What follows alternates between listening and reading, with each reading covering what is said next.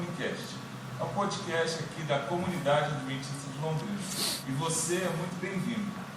Hoje iniciamos então uma nova atividade aqui na comunidade e você que ainda não se inscreveu nesse canal abençoado, se inscreva, compartilhe e já envie para aqueles seus amigos.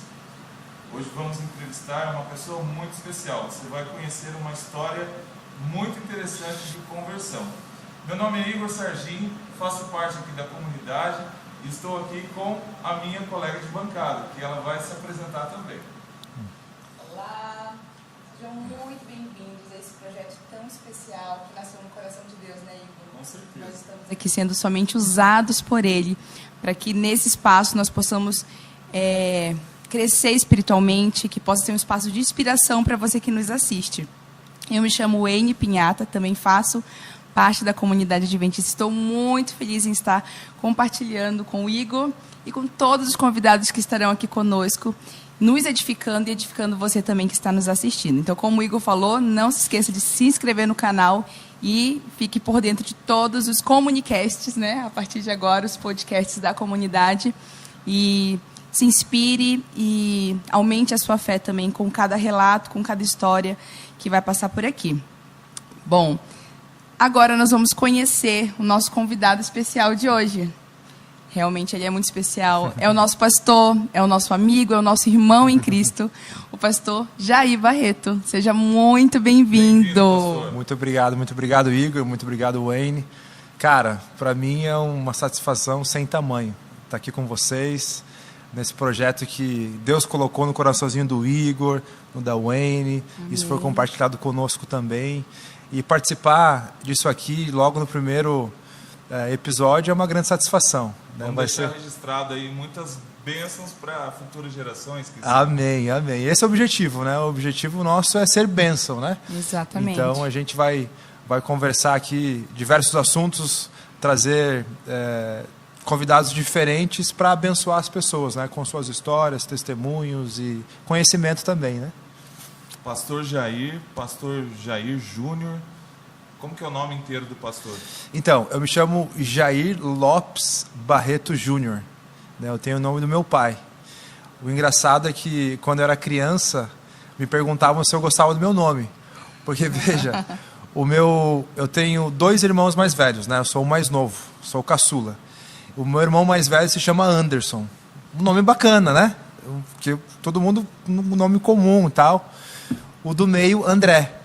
E aí o meu pai, né, esperando que o filho mais novo fosse gostar e tal, de ter o seu nome e tal, aquela coisa toda, não, vou colocar o meu nome, todo orgulhoso.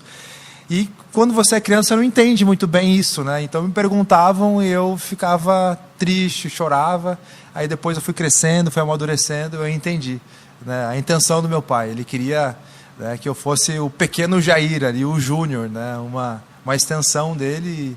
E de fato, Deus colocou no meu coração para fazer aquilo que Deus colocou no coração do meu pai também lá atrás, de pregar a palavra. Meu pai é evangelista de natureza, é o dom dele, o dom principal dele. Ele não conseguiu se formar em teologia, ir para o seminário, mas ele é como se fosse um pastor, né? E Deus então realizou o sonho dele no filho mais novo, que se chama Jair, que é o nome dele, e hoje eu entendo por que tudo isso aconteceu. E recentemente nós tivemos o prazer de assistir uma das pregações do evangelista, do seu isso. pai. E você que está aqui no canal da comunidade pode acessar aí alguns vídeos anteriores que você vai encontrar uma pregação maravilhosa também. Exatamente, o recadinho do meu pai. Pai, eu gosto do nosso nome, tá? Fica tranquilo, hoje eu entendi.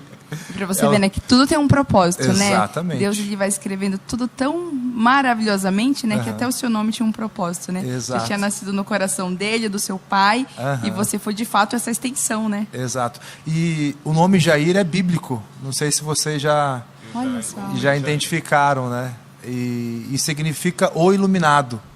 Então tem um significado bem profundo, né, por detrás desse nome. Eu louvo a Deus, né, por ter tido uma família, um pai que olhou para o filho mais novo e disse, não, você vai ter o meu nome. E Deus tem feito maravilhas aí através do exemplo, da educação deles. E eu louvo o nome de Deus por isso. Que bênção, pastor. Bênção. Wayne, a gente está aqui com a seguinte missão: conhecer, explorar um pouco mais para saber até como que chegou a ser um pastor, Jair. O pastor tem quantos anos? Então, eu tenho 37 anos, sou casado com a Jéssica e tenho 2 filhos maravilhosos, 2 presentes de Deus. O mais velho tem 12 anos, se chama Giuliano, é um nome italiano, com G-U.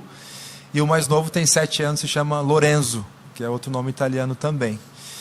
E, enfim, eu nasci num lar cristão, sou a 4ª geração de adventistas na família, e eu cresci assim no contexto em que eu vivenciei e testemunhei os meus pais trabalhando para Deus, sabe, dando estudos bíblicos, o meu pai sempre pregando na igreja que a gente frequentava. Nós somos da igreja do Boqueirão de Curitiba, e o meu pai também pregava nas igrejas do distrito, né, que ali estavam sob o guarda-chuva da igreja central, da igreja do Boqueirão. Então eu cresci nesse contexto, mas eu sempre fui muito tímido e sou tímido. E eu olhava assim, cara, o meu pai pregando naquela igreja gigantesca, 1000 membros, eu sentado lá atrás com meus amigos adolescentes, né, na época que eu era juvenil, e eu pensava comigo mesmo, eu nunca vou conseguir fazer o que meu pai faz, mas eu tinha um orgulho santo no meu pai, assim, cara, olha só, cara, meu pai está falando lá na frente, está sendo usado por Deus, a igreja está em silêncio, e eu sentia isso, porque eu convivia com o meu pai, né? E quando meu pai assumia o microfone lá na frente para pregar, realmente o Espírito Santo tomava aquele microfone e falava através do meu pai, pelo meio dele, né? Por meio dele, melhor dizendo. Então, cara, isso foi me incentivando, foi me inspirando. Mas a história é longa, né? Os anos se passaram e na adolescência ali eu comecei a experimentar aquilo que o mundo oferece para os jovens, né, para os adolescentes, aquela fase de transição, adolescência, juventude. E o mais triste, assim, e infelizmente acontece isso em nosso meio, né, no meio cristão, no meio igrejeiro, eu comecei a experimentar as coisas que o mundo oferece se relacionando com os jovens da igreja, né? Então, coisas que geralmente as pessoas não imaginam. Exato. O que acontece. Mas acredito que, independente assim daquilo que tem acontecido, né, que nós vamos ainda descobrir, Sim. E isso vai ficar registrado, porque o que nos motivou a chamá-lo também para o primeiro episódio é porque eu já ouvi essa história de conversão em alguns momentos. Conversando com a Wayne também, ela ouviu uma parte na rádio, Novo Tempo. Isso. E não tem nada registrado. Eu acredito que, assim como eu fui impactado, mesmo já sendo da igreja, imagina as pessoas que estarão nos assistindo, que ouvirão, verão a história contada por você, vivenciada por você todos esses anos, e esse poder de influência que seu pai te proporcionou lá na adolescência. Quer dizer, independente dos caminhos, a raiz dessa influência perdurou. Exatamente, tanto meu pai quanto a minha mãe, né? Minha mãe tem um papel muito grande em nossa criação cristã, sempre fazendo o culto familiar, contando historinhas. Isso marca, né, isso pastor? Marca. Por mais que você saia, isso sempre fica no seu coração, né? E exatamente, exatamente. Aquele versículo bem conhecido, né, de Provérbios, ele se cumpre. Exatamente. Né? Porque mesmo quando você se distancia de Jesus, mesmo quando você já alcança uma certa maturidade, né, o verso diz que mesmo quando você é velho, né, você ainda é alcançado pelo Espírito Santo. Sim. Porque você lembra, né, da sementinha que foi plantada lá atrás, dos ensinamentos, das historinhas. O Espírito Santo sempre fica ali trabalhando no seu coração, na sua mente. Sim. Isso é incrível, eu vivenciei isso na pele, sabe? Então é incrível a atuação de Deus na nossa vida, né? Mas vamos conhecer um pouco mais. Bora. Eu quero, assim, no tempo que nós temos aqui, também o tempo que as pessoas estão investindo em assistir, que elas realmente sejam preenchidas e impactadas por esse testemunho. E tenho certeza que não só impactadas, né? Tanta gente que vai nos assistir vai se identificar talvez com a história do pastor Jair, né? Estar às vezes não da mesma maneira como ele vai relatar, mas se identificar E dessa maneira, né, o Espírito Santo vai tocando nessas pessoas que estão nos assistindo. Então vamos conhecer um pouquinho mais, Bora, conta um vamos pouquinho sim. mais. Pensa Maravilha. de forma cronológica aí, Tá, professor. cronológico, vamos Isso. lá. Consegue ir entregando pra gente. Lembrando que a Jéssica fez parte de todo esse Isso. caminho, né? Aham. Desde que vocês se conheceram. Aham. E em algum momento também será chamada para estar aqui com a gente. Não, maravilha, maravilha. Então, como eu estava dizendo, na minha adolescência ali, início da juventude, comecei a experimentar as coisas que o mundo oferece. Eu participava do Coral Jovem de Curitiba.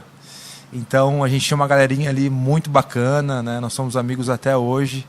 E a gente, tanto eu como o meu primo, que éramos da mesma idade, tivemos uma influência positiva muito grande ali, né? Porque eles nos adotaram. Veja, nós naquela época eu tinha 14 e meu primo 15 anos. Então, bem na transição ali, né? E a gente estava ali querendo descobrir as coisas do mundo, e bebida, festa e tal. E então a igreja, né? Deus prepara uma igreja, um coral, toda uma juventude que te abraça. Isso faz toda a diferença, né? Na vida de um jovem. E só abrindo um parênteses, e não puxando sardinha aqui pro nosso lado, o lado da comunidade, a comunidade tem esse DNA, não é? Vocês podem me confirmar. Eles abraçam a gente se sente parte da família, e isso faz a diferença, né? Com certeza. É que é o método de Jesus, né? Jesus, ele se misturava com as pessoas, ele tratava das necessidades das pessoas, né? As pessoas gostavam de ficar com Jesus. De igual para igual, né? Ao lado de Jesus. E o que acontecia como resultado era a consequência dessa paciência, né? E é aquilo que a gente sempre fala, que nós cristãos devemos andar a segunda milha. Porque leva tempo, né, a gente colocar o método de Jesus em prática. É muito mais fácil a gente dar um estudo bíblico, colocar goela abaixo nas pessoas ali doutrinas, né, levar elas ao batismo, né, e largar elas, né, agora na sua caminhada. Mas o método de Jesus faz parte também de todo esse processo, mas é um método que não tem erro, porque a gente forma um discípulo, a gente caminha com essa pessoa que Deus colocou na nossa vida, gradativamente, vamos passando aquilo que a gente aprendeu em Jesus, estudando a Bíblia e tal. E quando a pessoa aceita Jesus, ela já é um discípulo. Ela já é um seguidor, uma seguidora de Cristo. E então, ela mesma vai se transformando, né, por conta desse contato, desse estar lado a lado com Jesus. A gente não precisa apontar o dedo para essa pessoa e falar, olha, você tem que ser assim.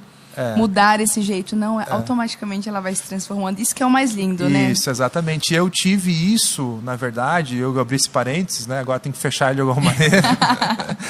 Eu tive este amor, eu me senti abraçado, tanto eu quanto a minha esposa Jéssica, numa comunidade parecida como essa na Inglaterra, sabe? A gente vai chegar, eu vou voltar, né, para contar a história até a Inglaterra, mas quando a gente se sentiu abraçado lá, né, do jeito que nós estávamos na época, né, com os nossos defeitos, as nossas limitações e tal, eles abraçaram e amaram a gente, os membros de lá, da Igreja Adventista de lá. Cara, dali não demorou muito para a gente começar a participar na igreja, para a gente começar a ter desejos que o Espírito Santo vai colocando no nosso coração, de fazer teologia, por exemplo, né? Isso foi um desejo que foi gradativo e Deus colocou no meu coração. E isso fez parte também de uma comunidade que nos abraçou. Né? E eu louvo a Deus hoje por ter a oportunidade de crescer, aprender, né, com a comunidade, né, como a comunidade adventista de Londrina, e também de alguma maneira passar alguma coisinha, né, abençoar de alguma maneira a comunidade aqui de Londrina. Se vocês tiverem sorte, vocês vão ter alguma coisa da gente, mas a gente está tendo muita coisa de vocês. É interessante, né? Se for olhar para trás, os caminhos que Deus designou, escolheu, mostrou e colocou aí algumas provas para que essa fé fosse se fortalecendo, fosse permitindo com que ele te impactasse a ponto de chegar a fazer teologia. Exatamente. Porque eu entendo que quando um jovem ele deseja fazer teologia, ele está ali sozinho, ele está solteiro ainda, ele vai para um seminário, um dos nossos colégios, internatos, isso. E ali ele se forma e depois tem uma construção de família, depois assume-se uma igreja, mas até então, quando você começou a fazer teologia, já estava casado? Já estava casado, exatamente. A gente vai chegar lá. Agora vamos fechar o parênteses e voltar para... Então, depois de um tempo, ali com 15 anos mais ou menos, né? Eu estava visitando a minha família na Inglaterra. Nessa época, os meus pais e meus 2 irmãos haviam se mudado para a Inglaterra. E eles decidiram me deixar no Brasil para que eu terminasse o ensino médio, né? Eles não queriam que eu perdesse ano, tal, repetisse ano e tal. E eu acabei ficando com uma tia. E numa das férias, ou no primeiro fim de ano, primeiro Natal que eles estavam lá, eu fui passar o Natal com eles. Ainda não fui para ficar definitivamente, né? E nessas férias, infelizmente, eu perdi um amigo lá do coral, lá da igreja do Boqueirão e tal. E essa história me impactou muito, sabe? De uma maneira, assim, negativa, porque eu não tinha maturidade na época para entender, maturidade espiritual, maturidade também enquanto pessoa, para lidar com tudo aquilo, né? E também, os meus pais estavam longe, né? Eu vivia no Brasil com a minha tia e tal, então eu sempre fui responsável, sempre fui tranquilo com relação a isso. Fazia as minhas coisinhas ali, mas nunca envolvia terceiros, família, assim, não deixava transparecer, sempre tive esse cuidado. Então eu voltei para o Brasil, depois dessas férias, com 15 anos, com isso na cabeça, sabe? Eu não participei do velório dele, eu não passei pela fase ali do luto ali, sabe? E ele foi, esse nosso amigo, ele foi uma das chaves principais ali que abraçou a gente, eu, meu primo, e colocou no rolê da galera principal do coral e tal, né? E a gente sentiu, sabe, os caras, pô, a gente está fazendo parte, né, do pessoal mais velho do coral, para um adolescente, para um jovem, né, ali na fase de início da juventude, é um ápice, né? E a gente sentiu muito. Então aquilo repercutiu na minha vida espiritual e como pessoa de maneira muito negativa. Então eu voltei para o Brasil e assim, estava terminando o ensino médio, saía do colégio e ia para o bar. Aí ali, né, afogava um pouco ali aquele sentimento que eu não conseguia me libertar e tal, né? A dor do luto é um processo, a gente sabe disso, e eu não entendia disso na época. Então, através da bebida, eu e meu primo.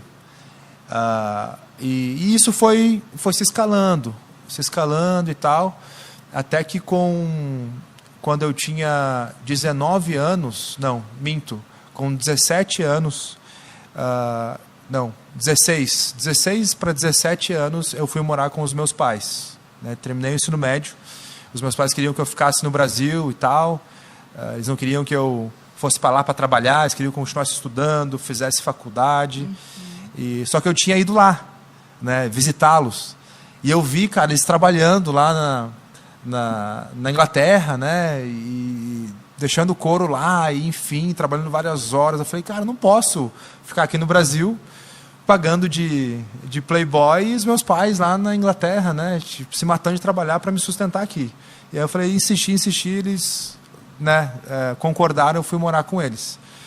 Eu passei 2 anos lá na Inglaterra, e nesses 2 anos a gente frequentou uma igreja inglesa no início e tal, e depois eu fui me afastando gradativamente da igreja e, consequentemente, de Jesus. Eu fui batizado com 11 para 12 anos, na transição ali. O meu pai que me deu estudo bíblico. Eu entendi o sacrifício de Jesus, feito por mim na cruz. Eu aceitei Jesus. Só que até aquele momento, com 19 anos, eu não havia tido ainda uma conversão, assim, um encontro com Jesus, né?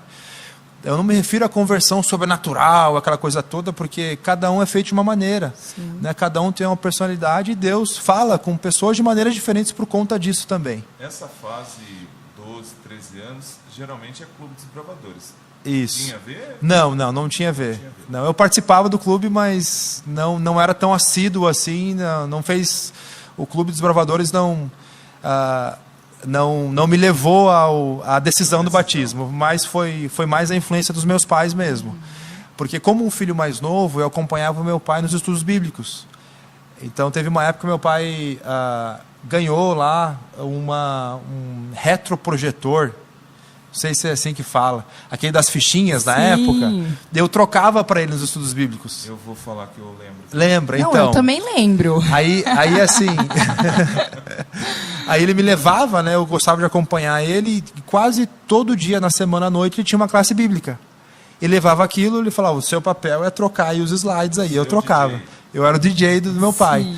E eu, de certa maneira, ia gravando os estudos bíblicos, aprendendo Exato. e tal. Tentando repetidas vezes. Isso. Mas até aos 19 anos ali, eu não tinha tido ainda um encontro com Jesus, assim, sabe? Uma conversão. Voltei para o Brasil, então, com 19 anos, a família toda voltou. Eu conheci a minha esposa, eu conheci ela com 14 anos. E ela tinha 13.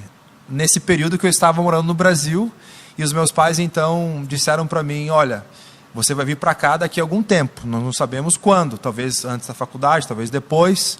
Então, nós vamos colocar você num curso de inglês para quando você vier, você já vai estar tranquilo, preparado, né? E tal, falando inglês, e vai sofrer menos, né? A gente está sofrendo bastante aqui para aprender essa língua. E aí eu comecei a fazer um curso de inglês, conheci a Jéssica. E aí nós começamos um relacionamento de adolescentes, assim, né? Bem genuíno e tal. Ela 13, eu 14, eu frequentava a casa dela. A mãe dela me adotou, assim, de certa maneira, deixava a gente passear no parque de dia, tinha hora para voltar, hora para sair, hora para voltar e tal, aquela coisa toda. E aí, com um pouquinho antes de eu me formar no ensino médio, ela terminou comigo. A minha esposa, a Jéssica, minha futura esposa, a minha atual esposa, no caso. A sua futura naquele momento. Naquele momento, exatamente. A sua única esposa. A minha única esposa. Vou deixar bem claro aqui para vocês. Para não dar B.O. em casa, amor. Tá? Fica tranquilo. E aí, por conta do contexto, eu morava com os meus tios, a família dela não entendia muito bem essa dinâmica, não conhecia os meus pais ainda, eles tinham receios, né? Normal. E aí, por pressão, assim, ela acabou, vamos terminar, melhor terminar. E aí pensei comigo, bom, já que ela terminou, né, e eu estava ficando no Brasil para fazer a faculdade por conta dela. E aí, quando ela terminou comigo, eu falei, bom, agora não tem por que eu ficar aqui. Né? Não tem motivo. Aí insisti, né? Aí conversei com os meus pais e eles concordaram, fui para a Inglaterra. Aí, beleza. Aí voltei com 19 com o objetivo de tirar minha carteira, me alistar no exército, que eu não havia me alistado ainda, para poder voar as tranças de novo.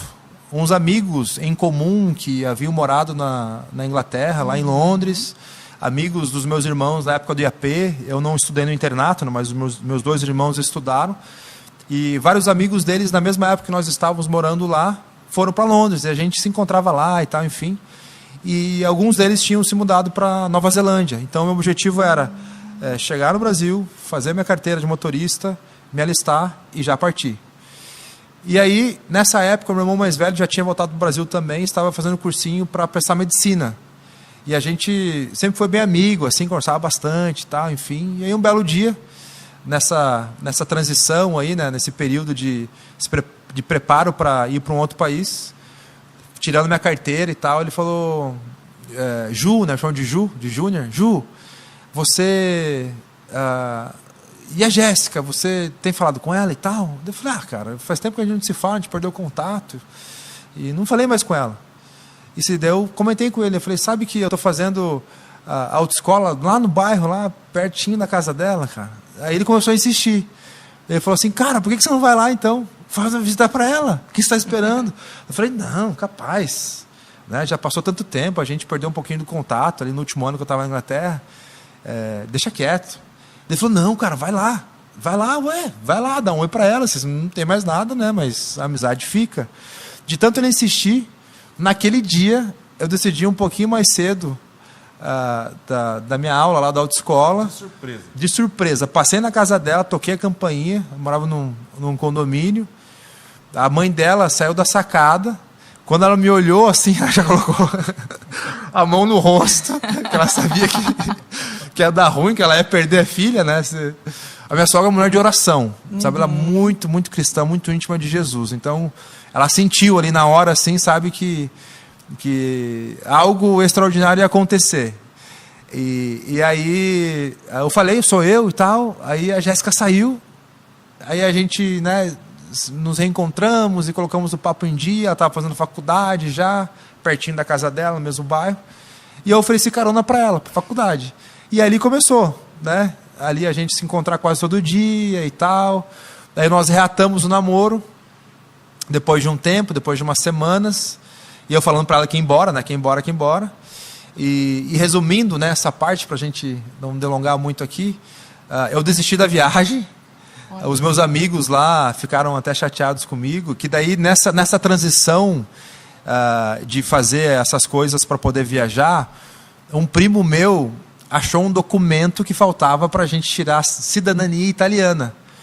E aí ele tinha me convidado para ir com ele para a Itália. Aí eu falei, não, vamos embora, eu vou para Nova Zelândia depois, não tem problema. Daí depois que eu encontrei a Jéssica, os planos mudaram. Aí deixei ele na mão, ele falou, pô, cara, você deixou na mão, cara, não sei o quê. Eu falei, não, mas foi por um bom motivo, né? Resumindo a história, depois de 2 anos, ali 2 anos não minto, 1 ano e meio mais ou menos, nós noivamos e casamos. Eu com 20, ela com 18 para 19, já 19 recém-completados. E nós decidimos voar as tranças, né? Porque a gente sempre teve esse espírito parecido, a gente é bem parecido, assim. E quanto mais a gente vive junto, a gente fica mais parecido ainda, né? Verdade. E aí o plano era casar e passar na Itália, tirar o documento, a cidadania, e depois ir para a Inglaterra, onde eu já tinha morado e tal, né?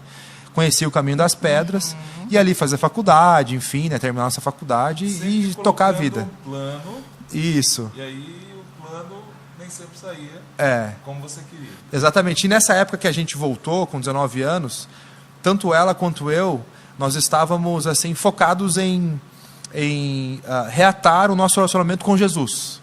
Então ela estava nessa transição e eu também. Então a gente combinou assim, vamos se ajudar.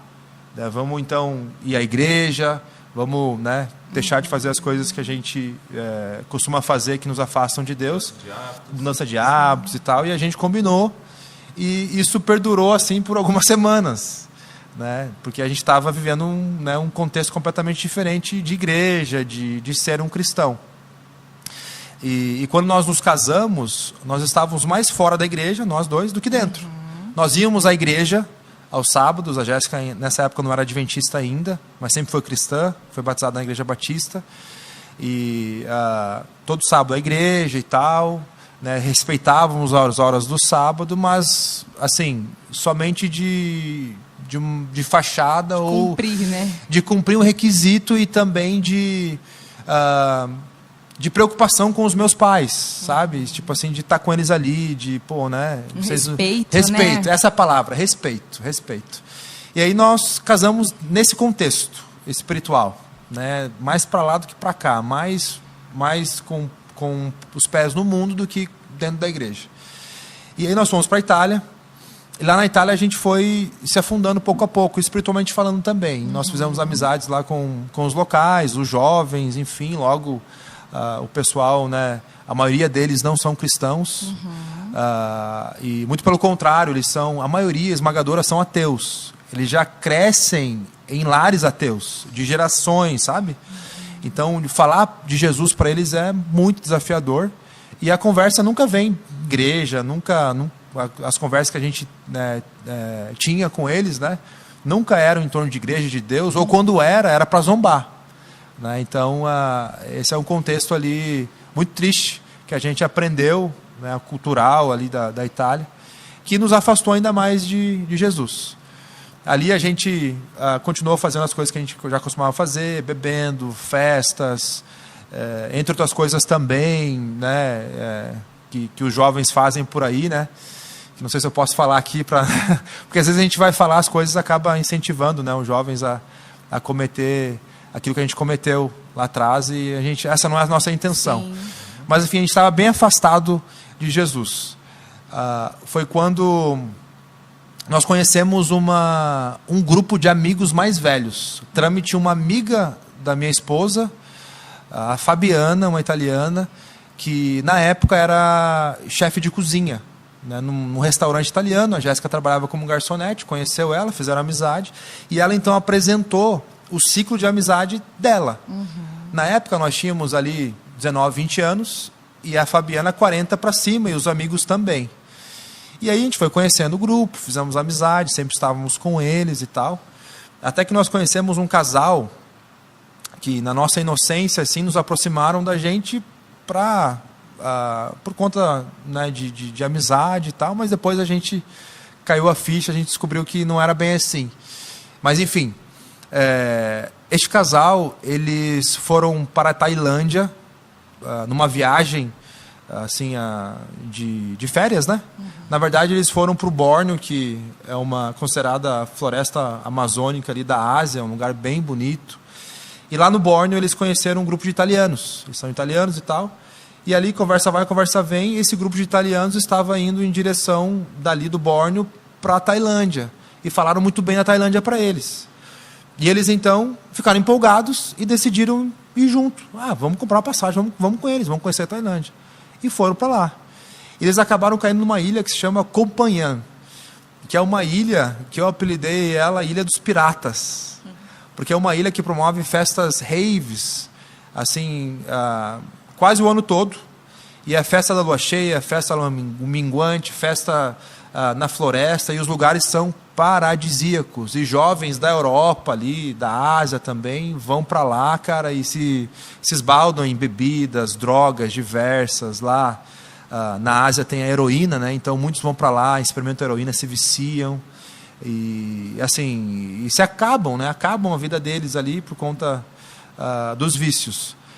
E a gente, depois de conhecê-los e tal, eles estenderam o convite para a gente ir com eles para lá, para assumir um restaurante que eles haviam aberto lá na época que eles moraram lá, que foi um negócio assim feito único e exclusivo para comercialização de drogas. Na Tailândia, né, a gente sabe, lá tem tolerância zero para drogas. Então você pode fazer o que você quiser lá. Você pode usar o que você quiser, mas se te pegarem, você vai sofrer as consequências. É pena de morte, é pena perpétua, as cadeias são aquelas cadeias terríveis de terceiro mundo, que você sofre, você pede para morrer, você é preso e, né, tipo, é condenado a pena perpétua.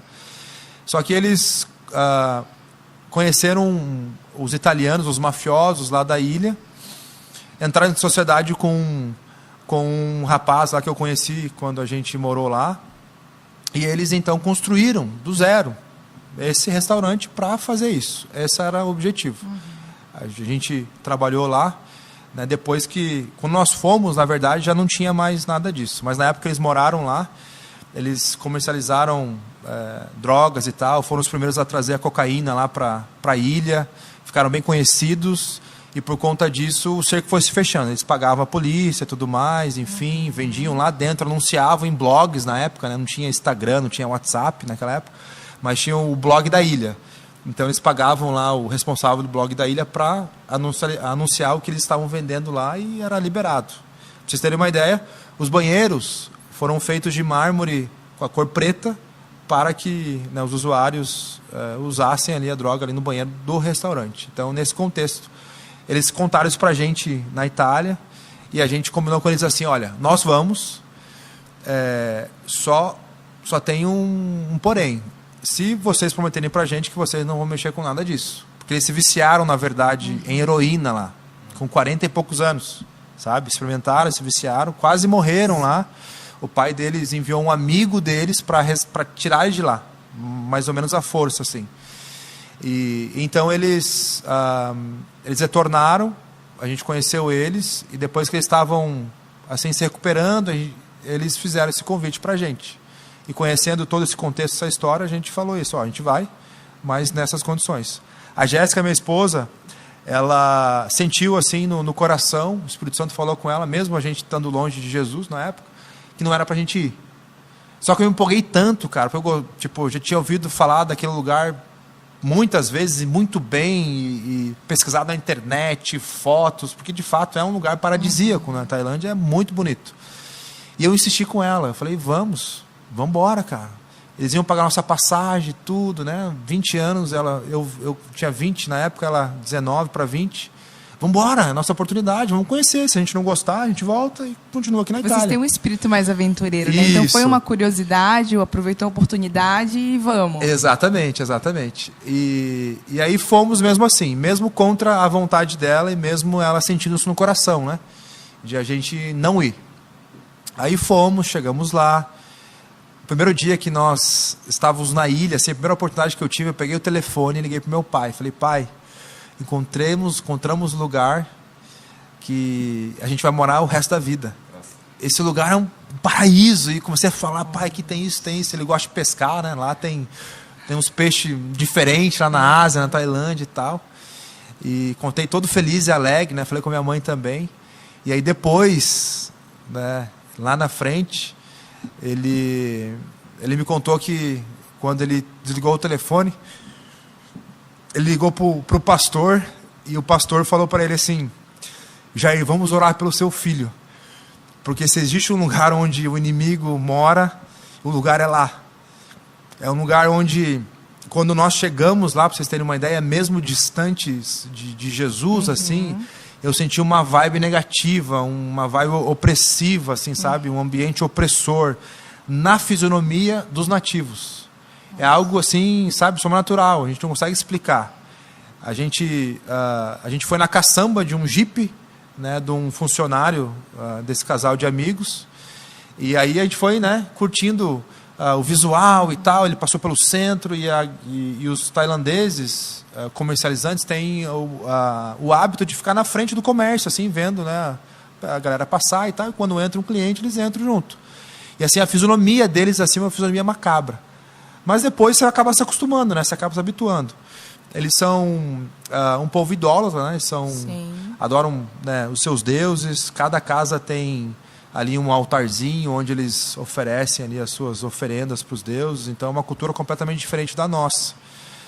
É um mundo paralelo, né? Sempre quando eu vou explicar de maneira resumida assim, o que é a Tailândia, para mim, a primeira impressão que eu tive é um mundo paralelo. Você pisa o pé no aeroporto lá em Bangkok, você já olha e já se assusta. Falei, cara, onde eu tô?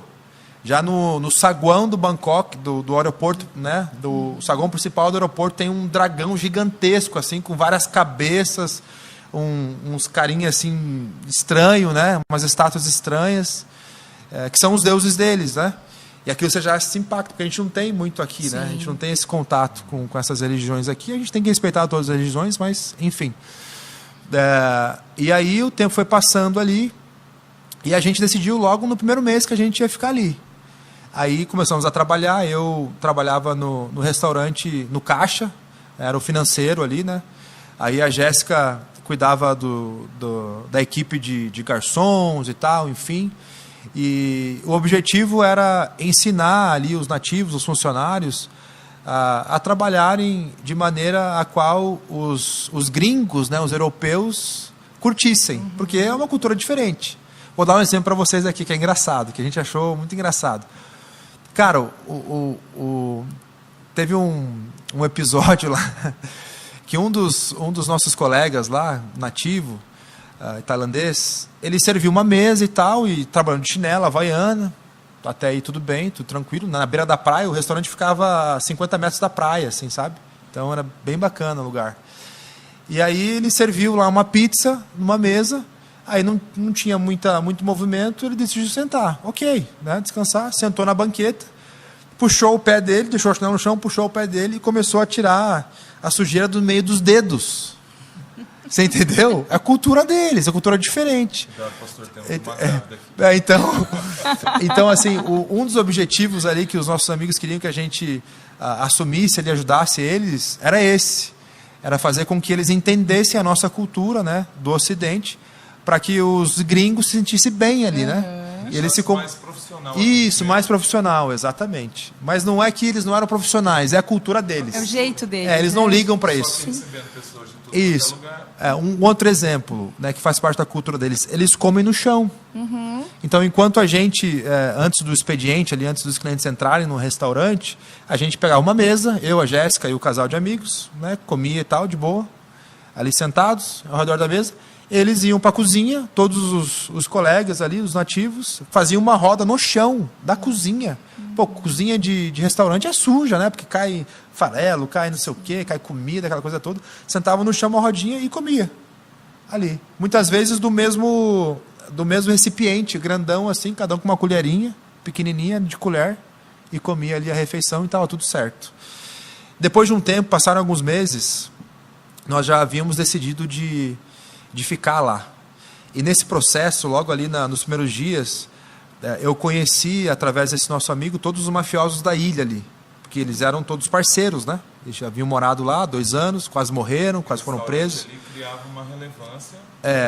Isso. Nessa época já não tinha mais nada, né? Nós não vendíamos mais nada de ilícito e tal, era só restaurante mesmo.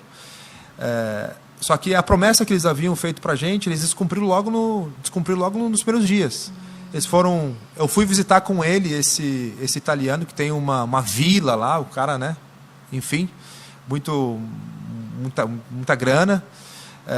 E aí, ali na conversa, estava eu, o meu amigo, e mais 2 italianos, que era o amigo dele, o ex-sócio lá, o mafioso, e um funcionário italiano também desse amigo do meu amigo.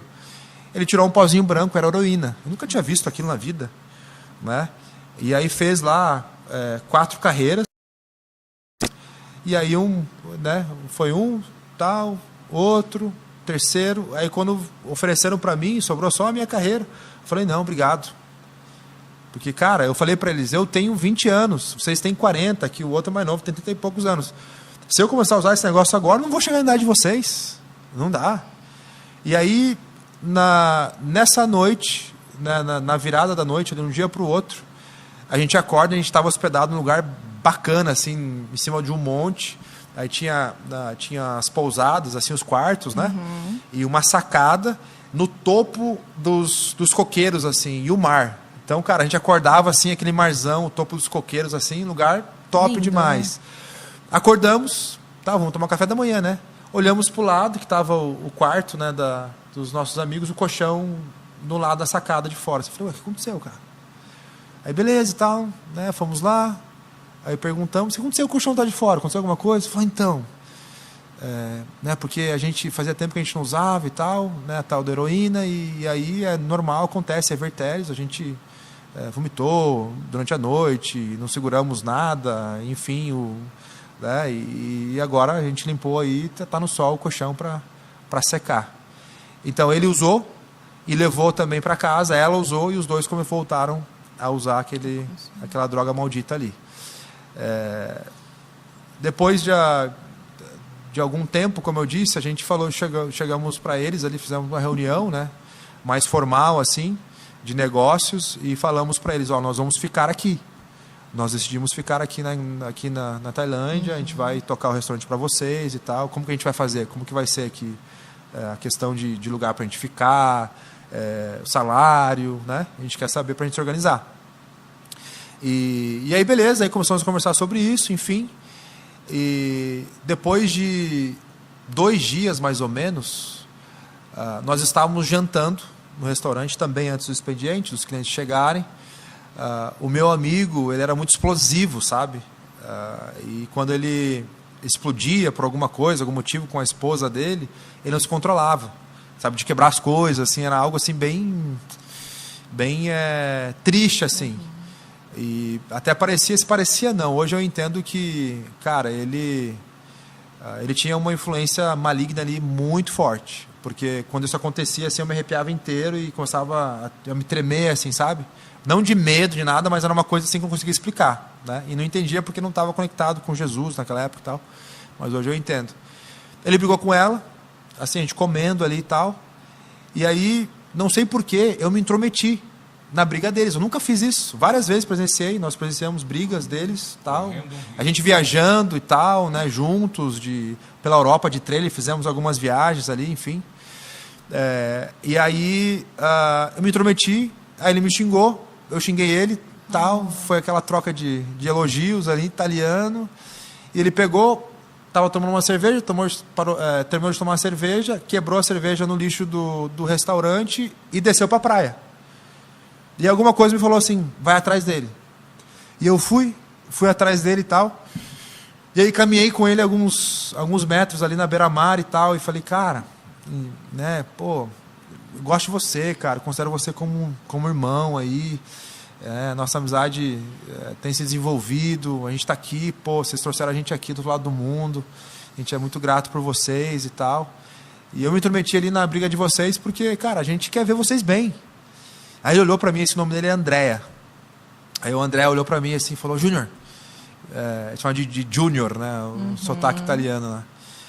Você é recém-casado, eu tô há 20 anos casado, você não vai me entender, mas obrigado, fica tranquilo, passou, eu entendi e tal, beleza.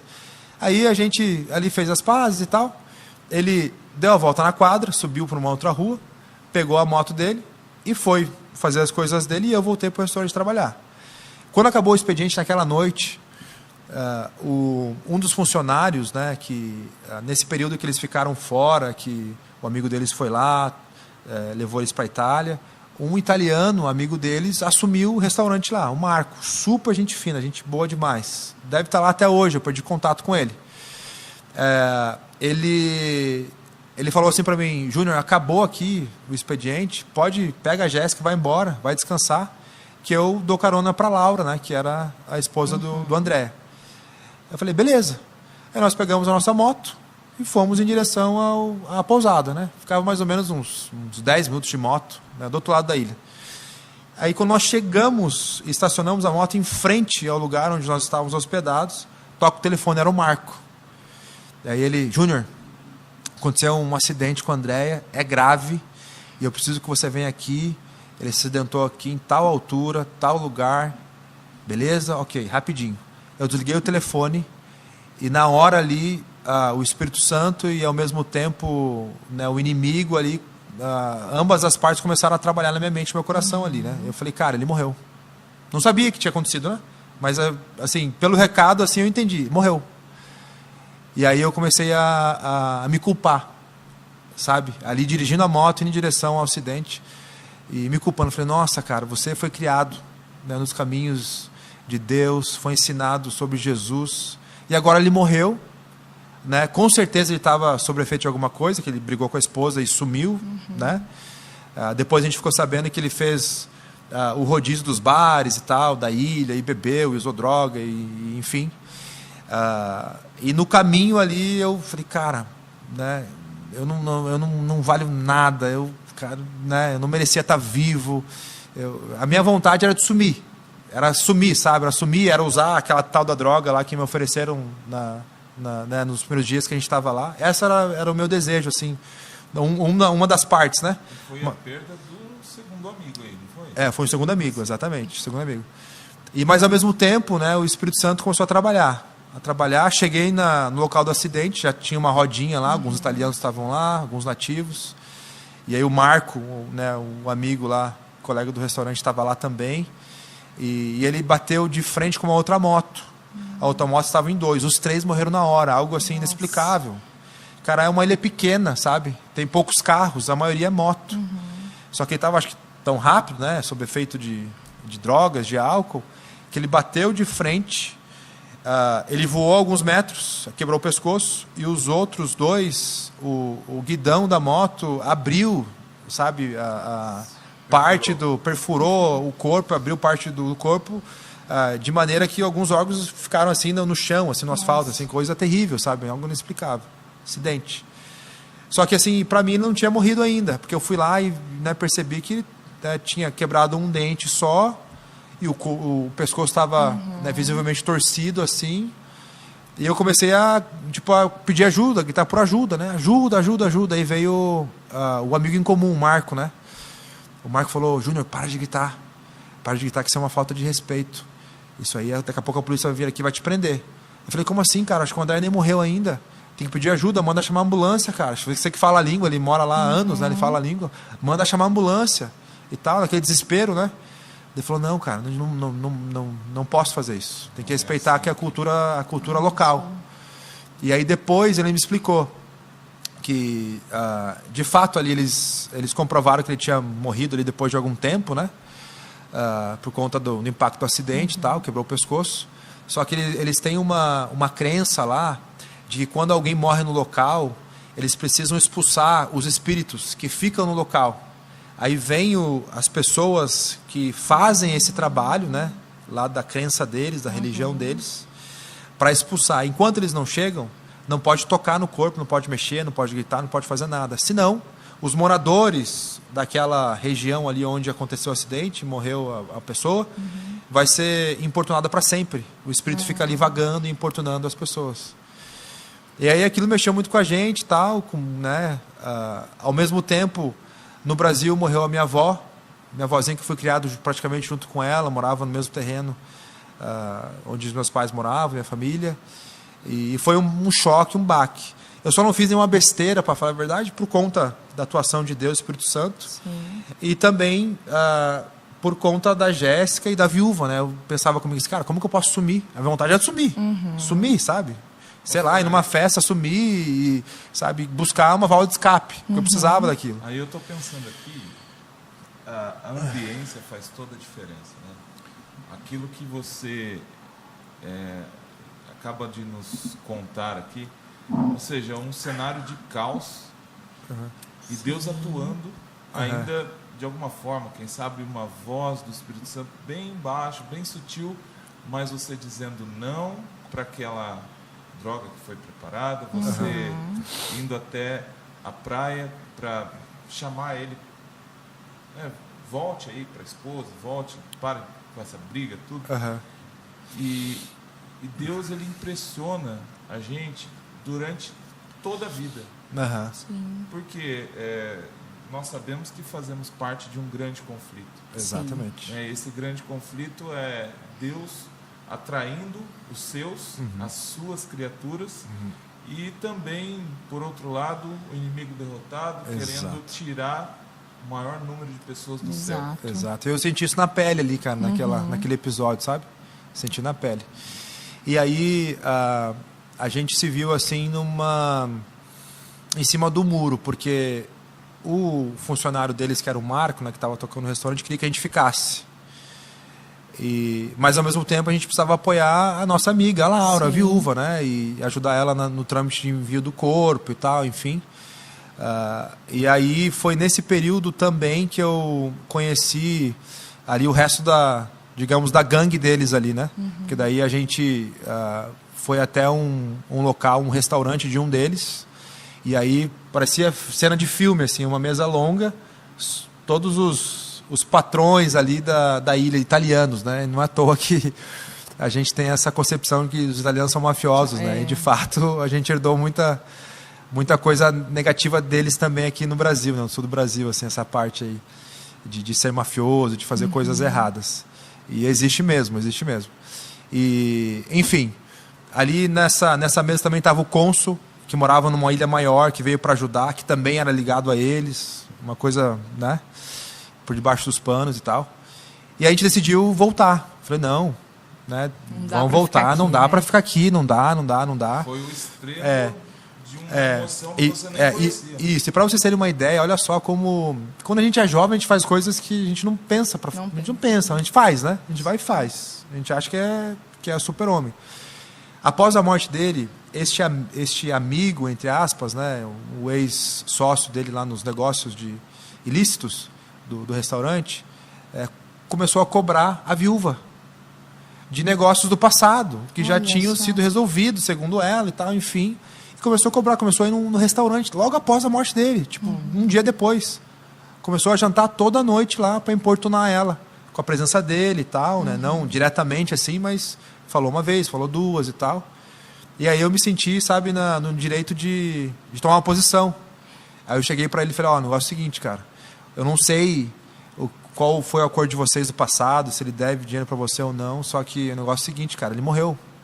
A Laura tá viúva. O que aconteceu entre vocês aconteceu, entendeu? Pare de ficar em cima dela, sabe? Ela tá num processo agora de dor, de luto, respeite isso pelo menos, né? E aí, beleza.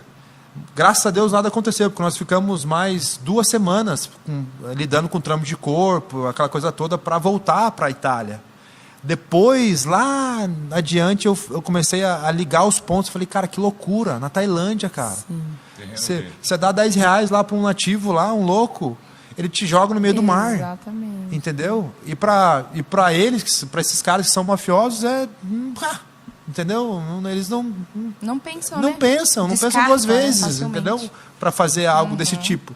Mas Deus, mais uma vez, Deus cuidando da gente, né, cara? Cuidando da gente. Aí nós voltamos para a Itália, mesmo meio sem direção, assim, sem saber o que fazer. Eu, a Jéssica, participamos do funeral e tal. A família desse nosso amigo era muito conhecida na cidadezinha que a gente morava. Então saiu ali notícia do jornal dele, que estava com 2 brasileiros, aquela coisa toda, enfim. E a gente notou assim que a gente ficou em evidência também. E de certa maneira, além daquilo que eles fizeram lá na Tailândia, eles faziam algumas coisas ali nesse sentido, coisas ilegais, né? Comercialização de produtos ilícitos, digamos assim, ali e para fora da Europa, ali, Itália, Espanha, Itália, Marrocos, aquela coisa toda, e a gente estava no mesmo bolo. Eu falei, amor, a gente vai pro Chilindró daqui a pouco, vamos embora daqui. Tá ligado, né? A gente está, e aí, enfim, nesse período, ali pós-funeral, né, o meu irmão me liga. O meu irmão do meio, chamado André, coincidência, né? Tipo, parecido com o mesmo nome do meu amigo que morreu. Ele me liga fazendo um convite para que eu fosse para a Inglaterra, eu e a Jéssica, passar uma semana com eles. Os meus pais tinham voltado do funeral da minha avó no Brasil e estavam naquela fase de luto também, né? Tristes e tal. E ele falou, cara, vem para cá. Nossos pais voltaram, né? Pai e mãe voltaram. E vai ser bacana, né? A gente tá junto aqui para um ajudar o outro, enfim, dar uma força, distrair um pouquinho. E aí eu falei, não, cara, tipo, eu tô aqui e tal, com a coisa toda. Eu tava ainda, né, fazendo as coisas que me afastavam de Deus, assim, e que, tipo, eu não podia fazer no ambiente familiar, entendeu? Beber, fumar e tal. E aí eu fiquei relutante até que tanto ele insistia, eu falei, então eu vou. A Jéssica não foi, ela não quis ir de jeito nenhum. Nessa época, a Jéssica usava dread, para você ter uma ideia, né? Aquele dread de Rastafari. Sim.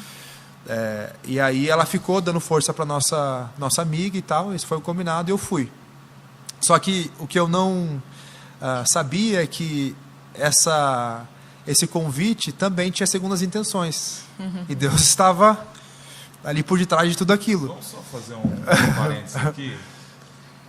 As pessoas que estão assistindo, sejam em casa ou até mesmo no celular, e se você prega o evangelho para o seu amigo, se você deseja que um dia ele esteja congregando com você, aceitando Jesus, você participando da entrega dele, insista, assim como seu irmão. Exatamente. Não desista, né? E com intenção. Exatamente, intencionalidade. Ligue, mande mensagem, insista, vai ter um culto especial, chame essa pessoa. Verdade. Não deixe essa pessoa, se você sabe que você tem influência sobre ela, assim como seu irmão teve sobre você, insista. Jesus insiste tanto com a gente. Exatamente. Por toda a nossa vida, para que você já esteja entregue, ele insiste para que você se consagre cada vez mais. Exatamente, porque assim, o nosso papel não é de convencer, Sim. é de ser apenas um instrumento. Né? Às vezes a gente se coloca na posição de Deus, do Espírito Santo, né? A gente olha assim, eu não vou conseguir convencer ele de vir até aqui ou de aceitar esse convite. Esse não é o nosso papel. Nosso papel é de estender o convite. E o Espírito Santo convence. E aí eu fui convencido e fui. Chegando lá, aí eles me disseram, eu cheguei numa segunda-feira, no final de semana, quinta, sexta, sábado, domingo, eles participariam de um retiro da igreja espiritual. E eu tinha que estar lá, porque eu fui lá para ficar com eles, meus pais estariam lá, meu irmão do meio, meu irmão mais velho também, com suas esposas estariam lá, né, todos da igreja e tal. Falei, cara, não tem outro jeito, não vou conseguir fugir, vou ter que ir. E fui. Chegamos lá, na abertura desse acampamento, que foi num lugar assim muito bacana, na beira-mar, no acampamento, num catre, uma espécie de catre da igreja adventista, que fica assim nos cliffs. Lá na Inglaterra tem a costa do país de Gales ali, ela é bem alta e ela é feita assim de rochas coloridas e tal, é bem bonita. Lá de cima você vê o mar e tem a praia também, né? E esse catre da igreja fica em cima assim de onde você consegue ver o mar, em cima de uma colina, assim, é bem bacana. Algo semelhante lá da Tailândia, hein? Assim, tipo, belezas diferentes, né? Mas você conta, eu imagino. é bem belezas diferentes, mas bonito também. E aí, enfim, aí na abertura, eles haviam combinado de queimar uns pedidos de agradecimentos, esses pedidos que nós costumamos fazer, né? Na liturgia da igreja, talvez sábado e tal, esse momento de oração. E aí cada um leva o pedidinho, coloca numa caixinha ali e tal. E eles tinham esse costume na igreja que eles frequentavam, a igreja de língua portuguesa em Oxford. E aí, logo na abertura, eles montaram ali uma fogueira antes de começar e tal, o culto, enfim, e deixaram separado lá para o finalzinho da abertura. E aí, estava para começar, quando estava para começar o culto de abertura, começou a chover, né? E eu ali, sentado na primeira fileira do auditório ali do catre e tal, lá do meu pai, da minha mãe, o pastor veio para o meu pai, que meu pai estava ajudando a organizar, né, e falou assim: Jair, o negócio é o seguinte, eu acho que a gente vai ter que cancelar a queima dos pedidos lá, dos agradecimentos, porque está chovendo. E na hora aquilo ali mexeu comigo. Inexplicável Deus, né? Inexplicável é Deus, não tem como. Eu, assim, pensei comigo mesmo: nossa, cara, que coisa ruim, né? Pô, agora a chuva estragou os rolês dos crentes aí. Bem assim, essa é a minha mentalidade. Eu estava tão afastado, né, de Deus, né, 3 anos já sem orar, sem ir à igreja, sem nenhum relacionamento. Não tinha relacionamento algum, nem oração para abençoar o alimento eu fazia mais. Só que a atmosfera ali estava tão celestial, no ensaio do grupo de louvor, nas músicas, assim, que já estava tocando no meu coração. Quando o pastor chegou e falou aquilo, eu pensei comigo em fração de segundos, antes que eu falei, pastor, tive uma ideia, se o senhor concordar, claro. Se o senhor quiser, eu posso ficar lá fora, enquanto o senhor faz aí o seu rolê aí, né, tal, a sua parte. E aí, se parar de chover, eu te dou ok e você avisa o resto do grupo. Tinha mais ou menos ali umas 100 pessoas. Aí ele concordou. Só que isso também foi uma estratégia para eu sair daquele ambiente que eu não estava aguentando, sabe? Eu tava com vontade de chorar, sabe? Tipo, o Espírito Santo estava tocando no meu coração de maneira muito forte. E o Espírito Santo fala muito comigo através da música. Sabe, eu tenho uma personalidade bem emocional, assim, eu sou bem emoção. Então Deus fala comigo através das músicas, através de testemunhos e tal, e eu me emociono mesmo. Vocês conhecem, né? Vocês sabem muito bem. E aí eu saí para fora do auditório, olhei para o céu, aquela chuva e tal, olhei para o céu e comecei a conversar com Deus. Eu falei: Deus, é o seguinte, bem assim, Deus, se é realmente o Senhor que está mexendo, tocando no meu coração, que eu estou sentindo esses negócios aí, não sei explicar, não sei nem explicar, se é realmente o Senhor que está me chamando para voltar, se você fizer parar essa chuva e fazer com que essa fogueira que está molhada, encharcada, pegue fogo, eu volto para os seus braços, eu volto para Jesus. Não falei nem em nome de Jesus, amém, não fechei o olho nem nada, foi algo de coração, assim, sabe, no fundo da minha alma, assim, foi um derramar, assim, ó, tô aqui. Nem orar, eu estava sabendo orar direito naquela época. E aí foi assim, aí tive essa conversa, meio que emocionado, e fiquei ali. O pastor termina o sermonete dele, canta o último louvor, a última oração, eu olho para o céu, a chuva parou, a chuva para. Aí eu pensei comigo mesmo: não, isso aí é crise de abstinência, é loucura da minha cabeça, né? Comecei a conversar comigo mesmo. Não aceitando aquela resposta, isso, né? Exatamente, né? Que foi assim... que foi assim, hoje eu entendo uma barganha, não se faz barganha com Deus, mas Deus aceita, né? Ele conhece nosso coração. Sim. Naquela situação que eu estava, né, ele aceitou aquilo. Sim. Sabe? Porque Deus é um Deus de amor, né? A gente não consegue explicar o amor de Deus, é incondicional. É que o teste vem pela nossa ótica. Né? Vem a partir da criatura. Fala, se o senhor fizer isso, mas para quem criou o mundo em 6 dias... Exato. O que é fazer parar a chuva, cara? Não é nada. E lá, o X da questão é, quando começa a chover na Inglaterra, não para mais, cara. É tipo Curitiba, assim, na cidade de Curitiba. Quando começa aquela garoa fina, assim, chata, aí vai, cara, se estende, assim, até vezes por dia, semanas. E lá é assim também.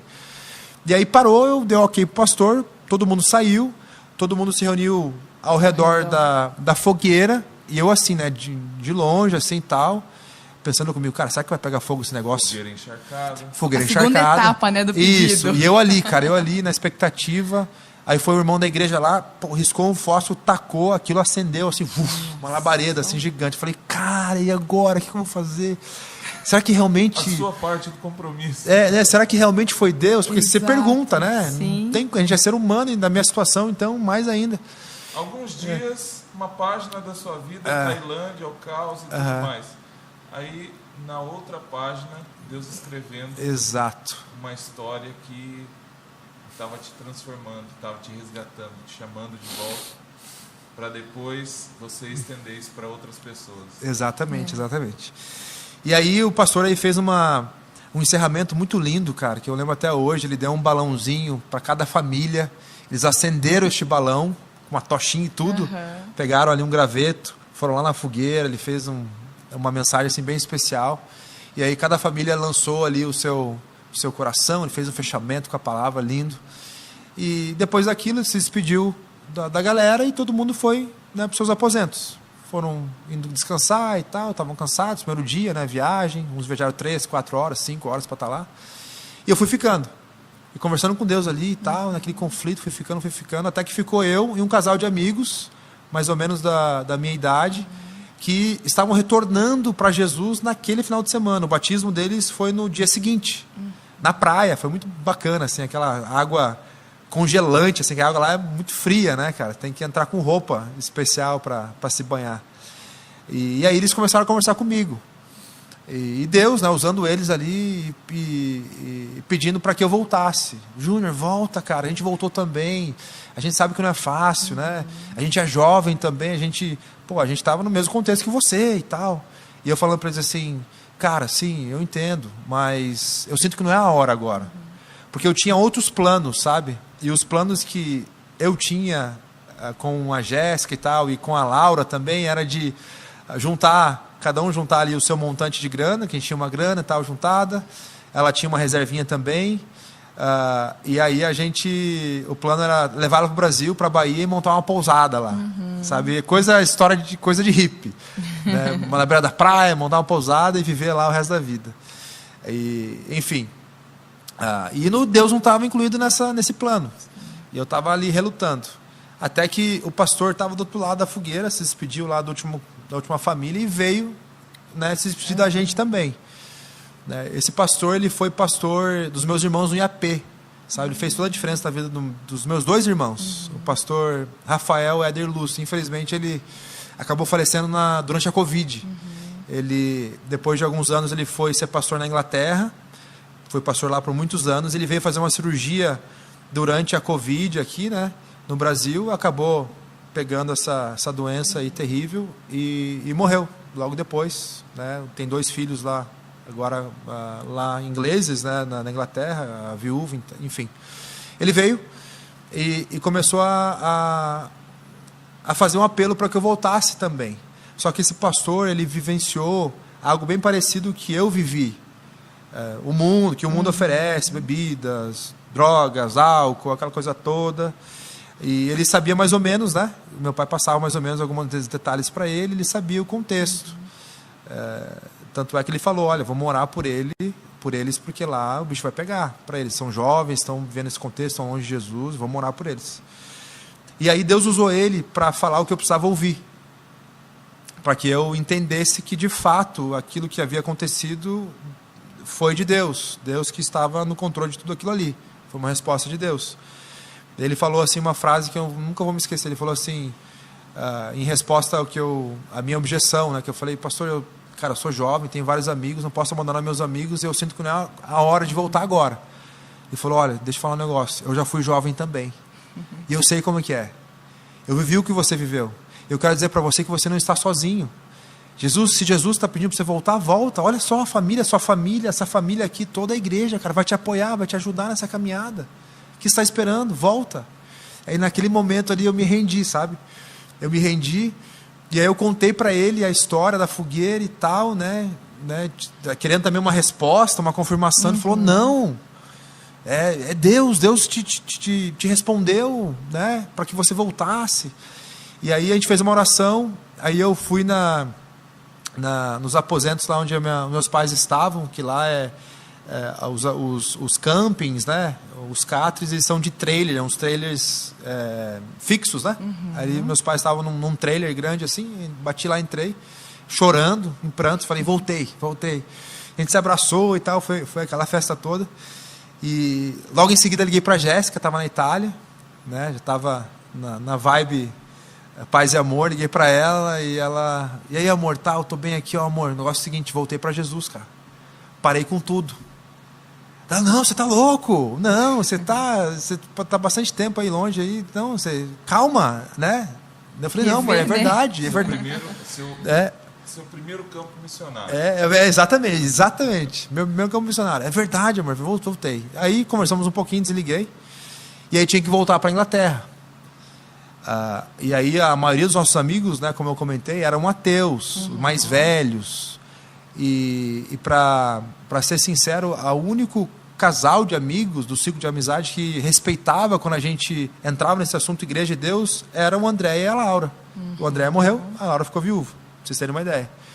E aí no avião eu fui fazendo a seguinte oração. Eu falei assim, Deus, é o seguinte, eu aceitei voltar para os seus braços. Eu estou sentindo algo sobrenatural, eu não sei nem explicar o que eu estou sentindo.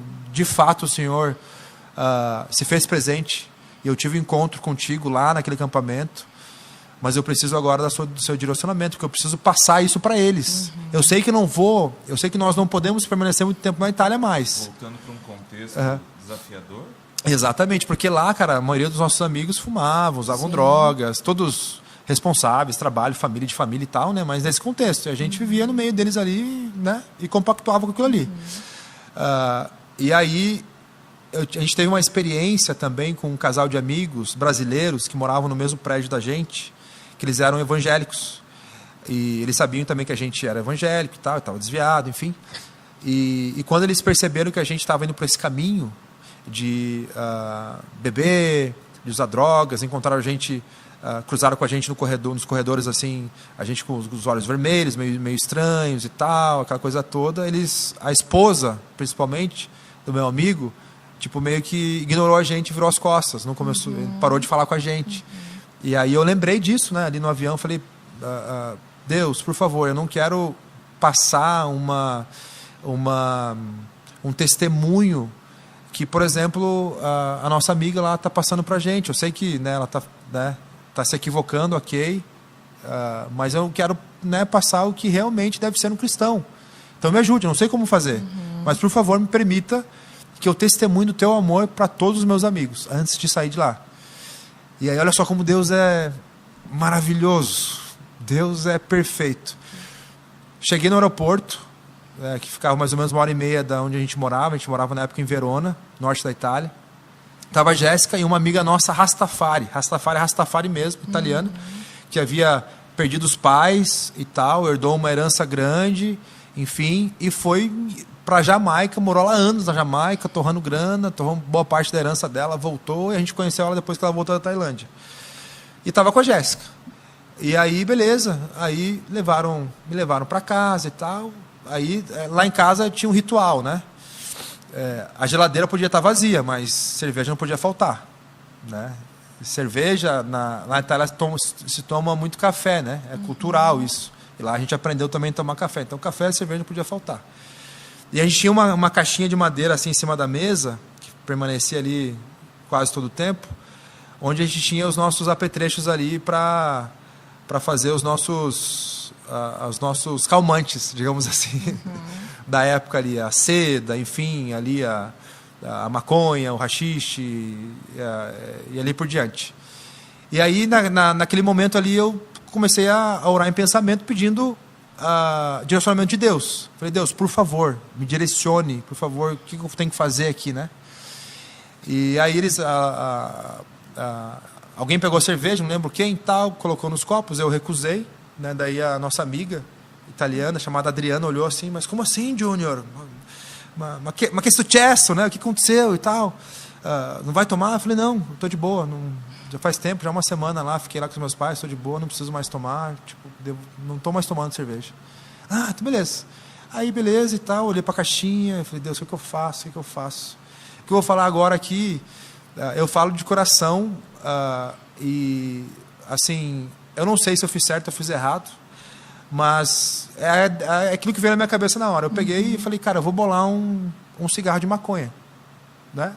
Vou bolar. Aí peguei, bolei e tal, e aí fui bolando e orando, olha só, né? Bolando e orando, aquela coisa, né, me ajuda, me usa, não sei o que fazer.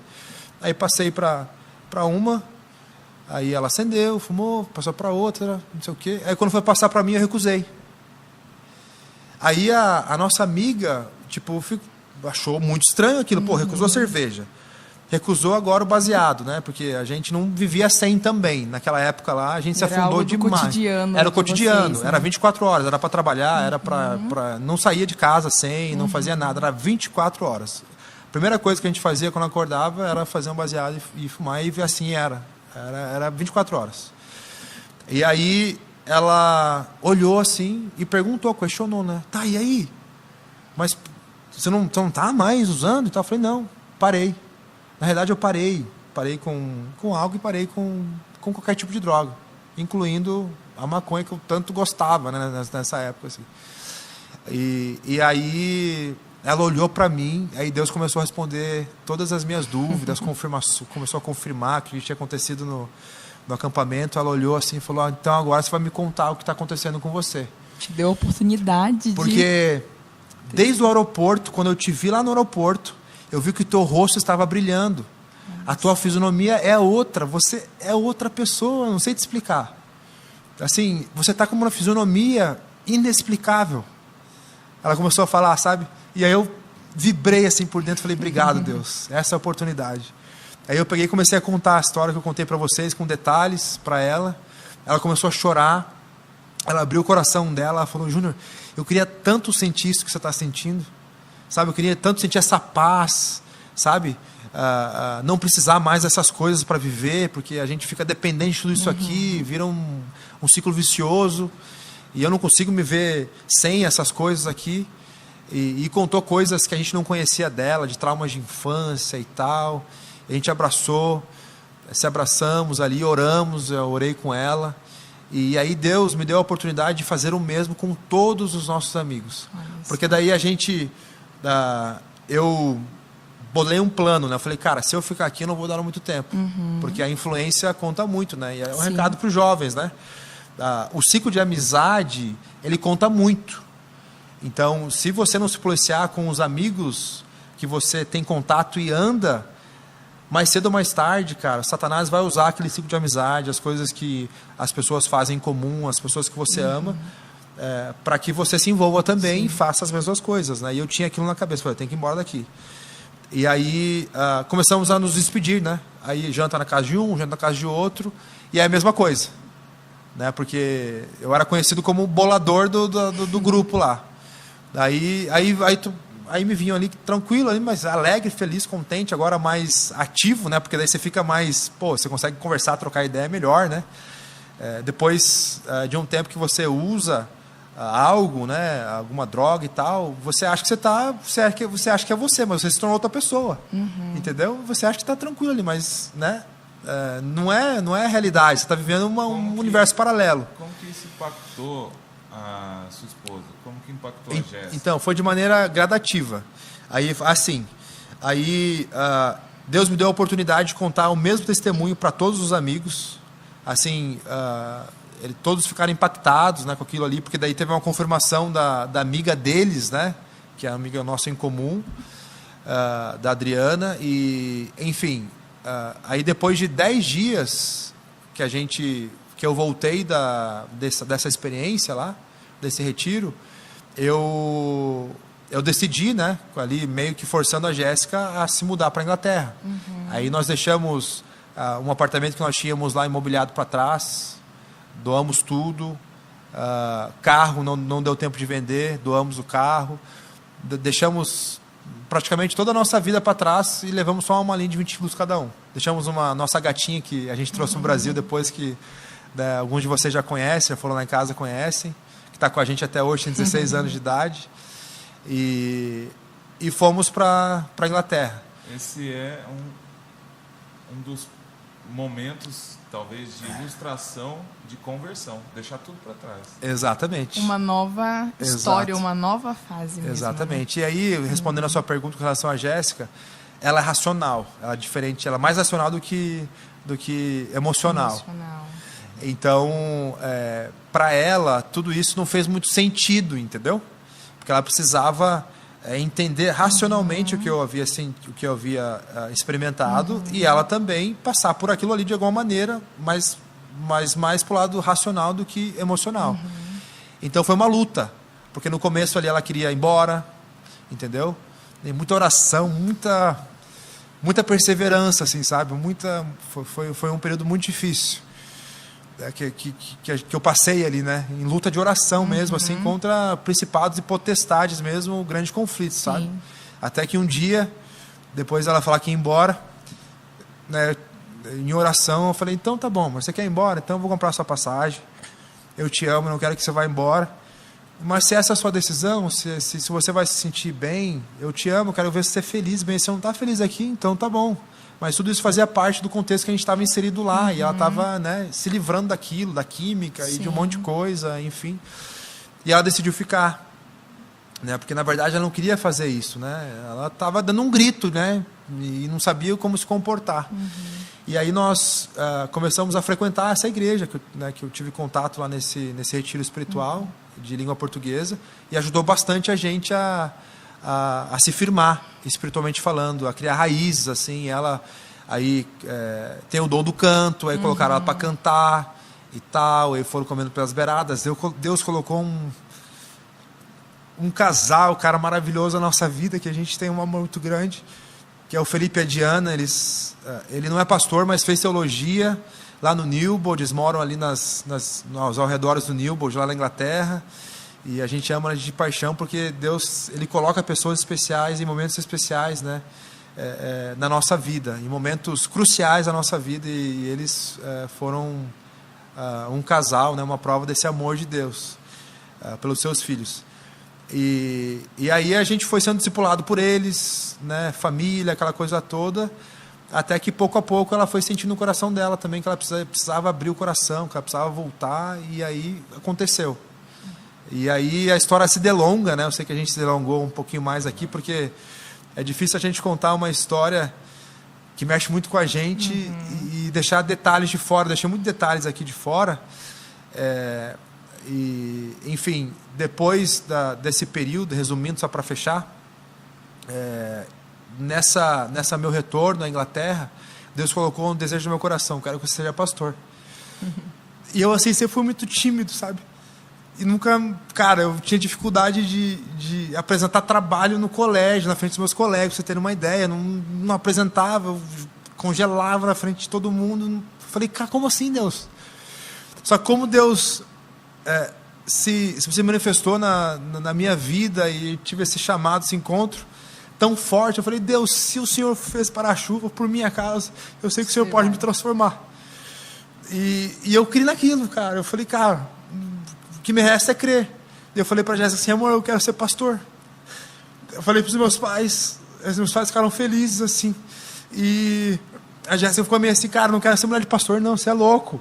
Não dá, é muito desafiador. A mãe dela é pastora, é muito desafiador, não sei o que, não. Eu falei, bom, quando Deus chama a família, né? Deus não divide, então não é a hora ainda. Então, eu orei por 7 anos, entre trancos e barrancos, altos e baixos também na vida espiritual. Por 7 anos eu orei dizendo para Deus, se a Jéssica se tornar adventista em algum momento, né, porque ela era muito inteligente e ela estudiosa da palavra, e ela tinha muitas dúvidas e questionava muita coisa. Ela fez vários estudos com vários pastores, incluindo meu pai, pastores lá na Inglaterra, e não se decidia. E eu falei, quando ela aceitar se tornar adventista, eu vou saber que é um sinal, que é a hora da gente seguir o plano. 7 anos de oração. Até que essa igreja fez a diferença, essa igreja que eu contei para vocês, que é uma comunidade também, nesse formato aqui. Abraçaram a gente, amaram a gente do jeito que a gente é, do jeito que a Jéssica estava, na condição dela e tal, com dúvidas, enfim. E aí o primeiro ancião, que é o nosso pai espiritual, o Rob, ele adotou ela como filha mesmo, amou ela, teve paciência, e ela decidiu se tornar adventista. Depois de um tempo que a gente frequentava lá, já tinha aceitado a Jesus como seu salvador lá na infância e tal, né? Renovou os votos com Jesus ali perante a igreja, enfim. E ali, depois dessa ocasião, eu, né, na época eu estava fazendo já engenharia, estava no 3º ano de engenharia, com outros planos, mas envolvido na igreja. Havia me tornado ancião júnior ali, aprendiz na igreja, era responsável de passar lição, pregar de vez em quando e tal, enfim. A primeira pregação, por exemplo, foi em inglês. A primeira vez que eu preguei foi em inglês. E eu orei, jejuei um mês. E assim, eu tenho esse vídeo gravado, essa pregação, e depois eu fiquei meses para me assistir. E quando eu assisti, eu falei, cara, não fui eu, sabe? E quando terminou ali a pregação também, né? Porque eu decidi fazer teologia antes da pregação. Eu falei, cara, o Senhor já me deu vários sinais, eu não quero ficar pedindo sinal. Então, eu quero fazer teologia, eu aceito o chamado, mas eu nunca tinha pregado ainda lá e tal, pregado de fato. E aí me convidaram e tal, e eu falei, eu vou. E aquela dor na barriga, aquele medo, aquela coisa. No final, as pessoas vieram, né, cumprimentar e assim, elogiar, né, o sermão, enfim, porque eles têm uma linha diferente da nossa. E eu achei comigo assim, não, cara, isso aí só para me incentivar, né, a primeira pregação aqui e tal. Aí depois eu assisti, eu falei, cara, não fui eu. Se Deus me usou, e se Deus me usou ali, Ele pode continuar me usando, pode continuar me transformando e tal, né, para eu ser de fato um pastor, para eu de fato viver o sonho e os planos dele para a minha vida, para a vida da minha família. E aí nesse período, assim, depois dessa experiência, essa pregação, a Jéssica chegou para mim, a gente estava passeando com o Juliano, a gente não tinha o Lorenzo ainda na época, sentado assim num café. Aí ela olhou para mim assim e falou, amor, você sempre quis ser pastor, né? Eu falei, sim, amor, mas eu entendi que eu não preciso de fato ser pastor para pregar o evangelho. Né? Você vê só, eu estou envolvido na igreja, eu vou me tornar um ancião, estou pregando, estou aprendendo, desenvolvendo, me sai da pregação, Deus está me usando, talvez eu tenha, né, Deus esteja desenvolvendo esse dom em mim e está tudo certo. Daí ela olhou para mim e falou assim, não, mas agora eu senti o chamado, do meu coração, Deus falou comigo, o chamado chegou via fax, via memorando, demorou, mas chegou. Agora é a hora.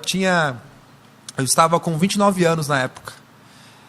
Eu falei, não, mano, agora já era, agora já passou muito tempo, já estou velho, o seminário não vai nem me aceitar mais, né? Chega, não vai dar. Até que aí ela continuou insistindo, falou, não, é agora ou nunca. E aí Deus foi abrindo as portas, aí pela fé a gente aceitou o chamado, a igreja que a gente frequentava se reuniu, para vocês terem uma ideia, Deus foi dando confirmações, né? Se reuniu, depois que a gente passou a notícia para eles que a gente queria fazer teologia, e decidiram pagar o nosso curso lá no Newbold, na Inglaterra, que seria muito mais viável para a gente já há 13 anos lá, falava a língua, a cultura, a Inglaterra é a nossa segunda casa. Toda vez que a gente volta para lá, como se estivesse no Brasil, sabe? Ouvindo assim a língua como se fosse português, já é coisa até difícil de explicar. Só que Deus falou não. Não é aí. Só que Deus falou não. Não é com Deus, né? Eu quero que vocês voltem para o Brasil. Detalhe, nós não tínhamos dinheiro juntado, guardado, porque a gente vivia lá, a gente ganhava, passeava na Europa, viajava, tudo como se fossem nativos ali, né? É isso que eles... Se a gente olhar para a Bíblia... eu ia falar exatamente isso. Aí Deus usou o meu irmão para ir lá e falar, cara, por que não o Brasil? Eu falei, cara, mas o Brasil, como que eu vou voltar? Cara, não tenho dinheiro nem para comprar um carro, como que eu vou colocar... o Juliano na escola adventista, por exemplo, tenho grana. Daí a Jéssica grávida do Lorenzo. Agora grávida, 2 filhos. Como que eu vou me sustentar lá para fazer teologia no Brasil? Não dá. E o meu irmão sempre foi muito assim certinho com as finanças deles, né, para não dizer pão duro. Naquela época ele estava nessa vibe, assim, de juntar dinheiro, e de fato ele fez o pé de meia dele, e hoje ele está bem de vida, assim, né? E aí ele falou assim, cara, eu fiz um propósito com Deus e tal, a gente está ajudando várias pessoas, Deus tem abençoado a família de uma maneira assim sobrenatural, financeiramente falando, né? A gente tem feito alguns negócios, alguns empreendimentos no Brasil e tem dado muito certo. E Deus está tocando no meu coração aqui de direcionar também algumas ofertas para vocês. Então, eu vou alugar uma casa para vocês no Brasil, né? Aí eu fui colocando objeções, né? Eu falei, cara, como que meu irmão vai pagar aluguel para mim, né? Eu falei, não tá coisa errada esse negócio aí. Eu falei, cara, e o carro? Como que eu vou me virar sem carro lá? Não, eu vou te dar um carro, nós vamos te dar um carro. Tá, e como que eu vou me sustentar lá?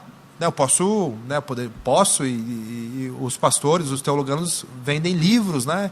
Que a gente chama de colportagem. Eu tive essa experiência também, né, ao longo do curso ali. Mas assim, ele falou, não, a gente vai sustentar vocês. Deus vai sustentar você, porque Deus está abençoando a família. E quando Deus abençoa a gente financeiramente, não é pra gente, é para que a gente abençoe os outros. Pessoas. Então fica tranquilo. E aí eu tive aquela conversa sexta-feira à noite com ele estava de passagem, numa viagem ali para a China, negócios também, passou ali, deu o recado, foi embora. E eu fiquei com a Jéssica ali, passei isso para ela. Ela falou, não, teu irmão é louco. Teu irmão é isso, teu irmão é aquilo, você conhece teu irmão e tal.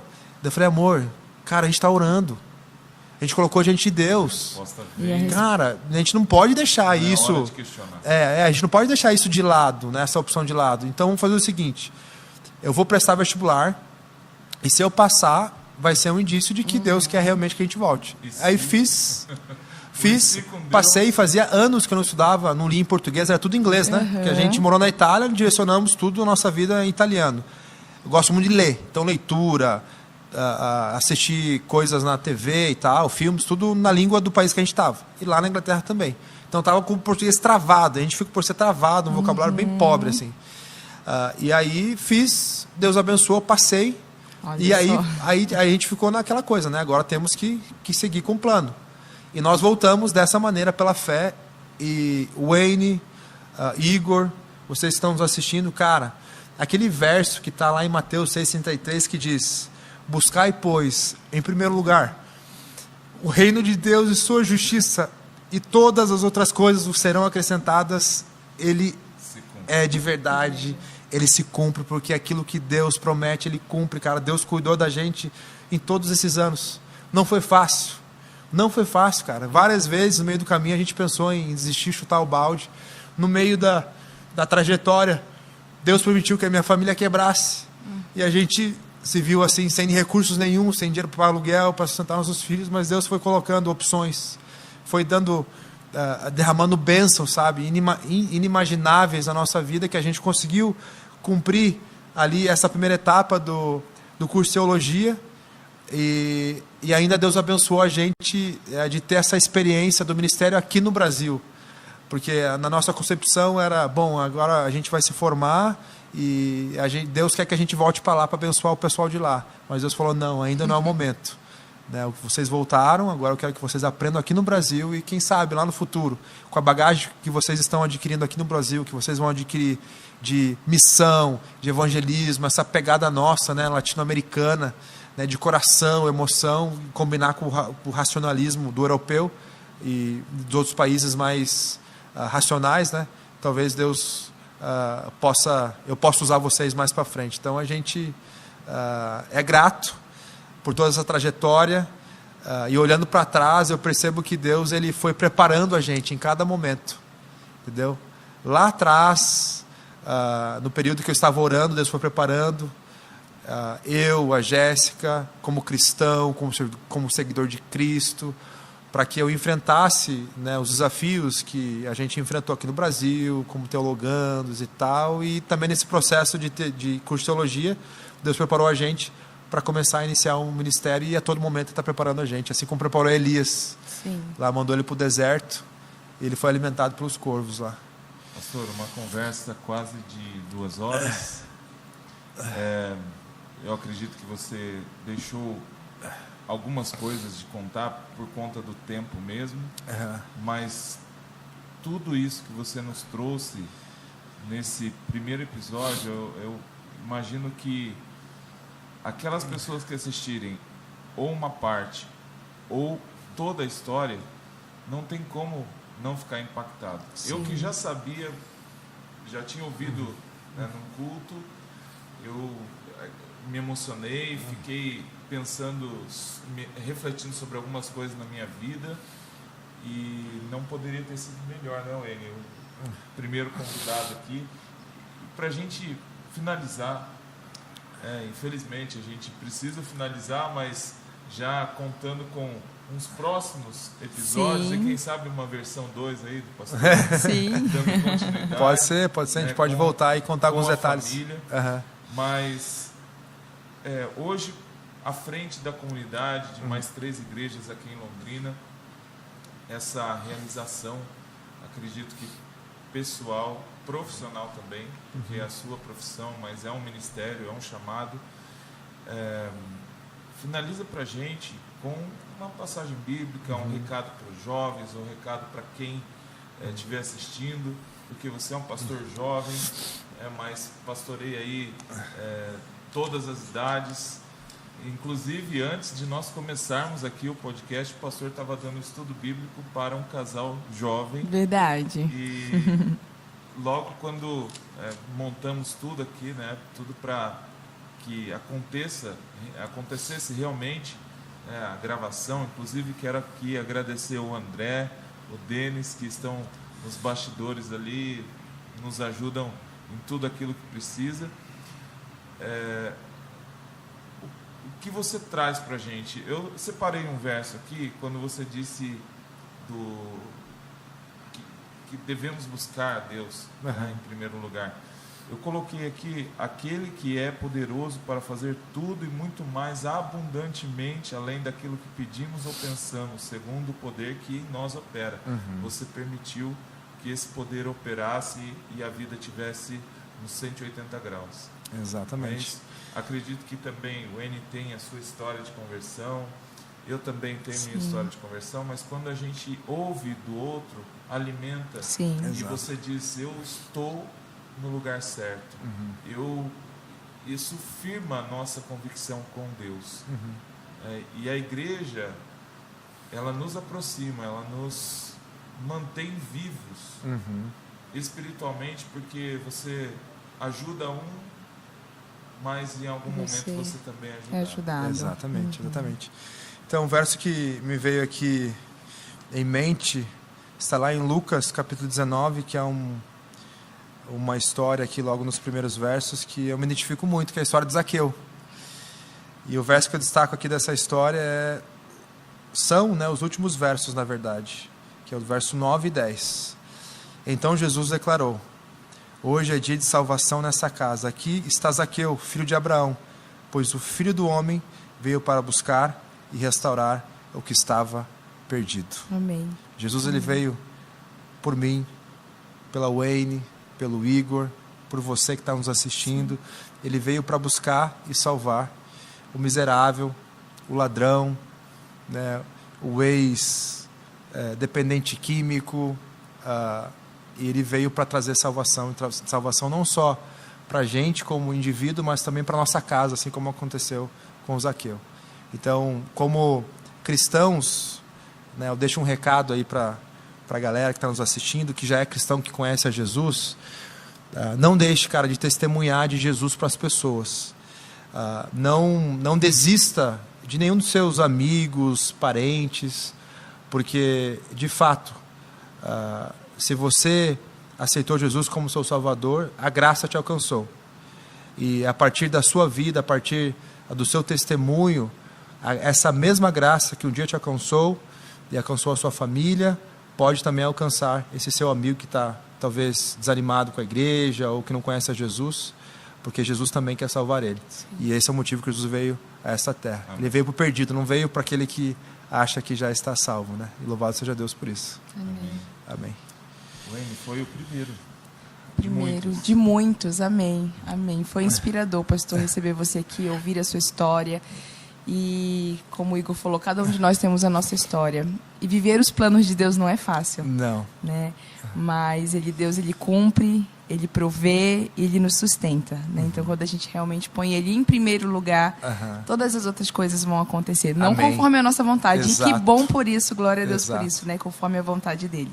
Foi muito especial. Foi o primeiro encontro realmente com chave de ouro, podemos dizer assim. Com certeza. teremos muitas chaves de ouros aqui, né?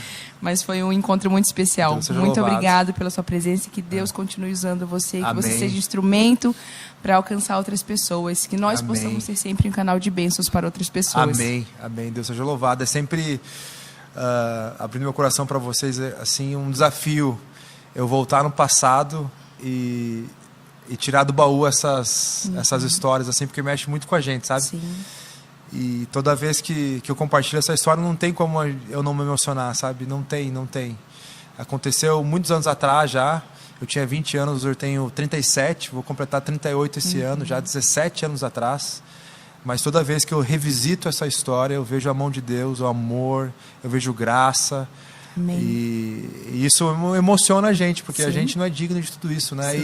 E ao mesmo tempo, eu sinto desejo no coração de estender isso para o próximo, sabe? De olhar para as pessoas com o olhar de Cristo. Muitas vezes a gente peca nisso, né? Mais um outro recadinho, a gente vai prolongar aqui agora, a gente estamos acabando. Enquanto cristãos, muitas vezes a gente acaba vivendo no piloto automático. Exato. E a gente se deixa levar dia a dia, estresse, correria e tal. Perde um pouquinho o relacionamento, estuda a palavra, oração, e a gente acaba olhando as pessoas a partir dessa perspectiva, né, humana, egocêntrica, onde o homem é o centro, e a gente olha com o nosso olhar. A gente olha para a pessoa assim, cara, se ela decidiu assim, o problema é dela. Eu estou aqui, eu estou dentro da igreja, eu estou garantido. E ela, né, ela que lute. Mas quando a gente permite Jesus... quando a gente permite que Jesus seja o centro do nosso coração, a todo momento, né? E inunda a nossa vida a todo instante, a gente olha para as pessoas com o olhar de Cristo, e a gente de fato se torna a extensão das mãos e dos pés de Cristo. Exato. E é para isso que Deus chamou a gente, galera. Né? Eu sempre digo, né? O evangelho é simples, a gente complica tudo, basta a gente ser Jesus para as pessoas. Só que o que é mais desafiador para a gente é colocar em prática a parte de permitir que Jesus seja o centro, né? Porque nós somos pecadores. Sim. O eu fala mais alto muitas vezes, né? Mas pela graça de Deus, a gente permitindo que Jesus habite no nosso coração, né? Entre no nosso coração e faça morada, a gente vai cumprir a parte que nos corresponde. Jesus vai voltar logo. Amém. Em nossa geração, galera. A gente precisa viver o evangelho na prática, viver em missão. É isso aí. E aceitar o ID. E aceitar, exatamente. Exatamente. Aqui. Bom, antes da gente orar, o pastor vai fazer a oração final. Convidar a galera para curtir. Isso mesmo. Para compartilhar, também para se inscrever no canal da comunidade Adventista de Londrina. E aqui você vai encontrar, então, os episódios do Comunicast. Foi um prazer, Wayne, prazer, pastor. Uma honra. Prazer enorme. E aquilo que a gente lança de joelhos, ajoelhados, se projeta para o céu. Eu acredito que esse é um canal de bênção para que outras pessoas conheçam o Evangelho através de vidas transformadas. Amém. Deus seja louvado. Nós teremos muitos outros convidados aqui e eu quero que você fique ligado aí nas nossas redes sociais para que você não perca nenhum dos episódios. E quais são elas mesmo, Wayne? Você pode passar nós aí? Temos o YouTube, canal do YouTube da Comunidade Adventista de Londrina, como o Igor falou. Nós temos o nosso Instagram, que é Como Adventista, que é o Instagram da comunidade, então você fica por dentro de toda a programação, dos cultos, de tudo que acontece. E nós temos o Instagram do Comunicast, que é Comunicast Londrina, é isso, Igor? Exatamente. Então você também pode acompanhar esse Instagram, ficar por dentro dos episódios. Lá a gente vai ter o link que direciona, né, para o YouTube. Você pode acompanhar, compartilhar, curtir, comentar, fazer suas perguntas, que nós estaremos aqui.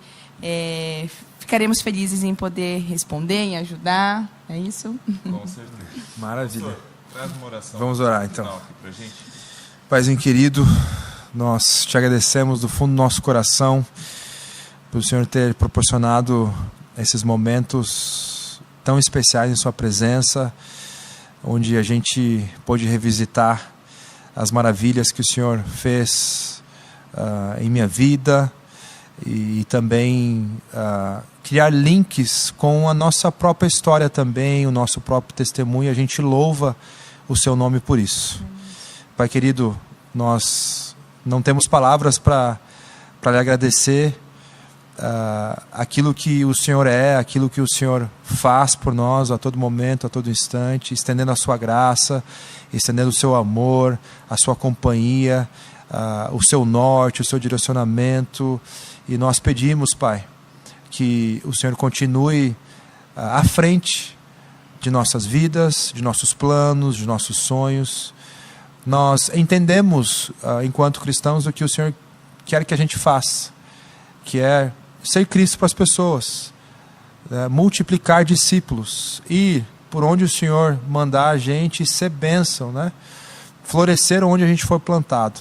Portanto, Senhor, que essa realidade se cumpra na vida de cada um daqueles que estão nos assistindo neste momento, na vida aqui dos nossos queridos da comunidade adventista de Londrina, e que um dia muito em breve a gente possa relembrar deste momento aqui, desse projeto que o Senhor colocou no nosso coração, lá no céu, e diante de Ti honrar e glorificar o Seu nome. Tudo isso nós oramos, Pai, não porque a gente merece, mas porque a gente aceita o Seu sacrifício por nós na cruz do Calvário. Em nome de Jesus nós oramos, amém. Amém. Amém. Valeu, gente. Muito obrigado. Obrigada. Obrigado de coração. Valeu. Obrigada.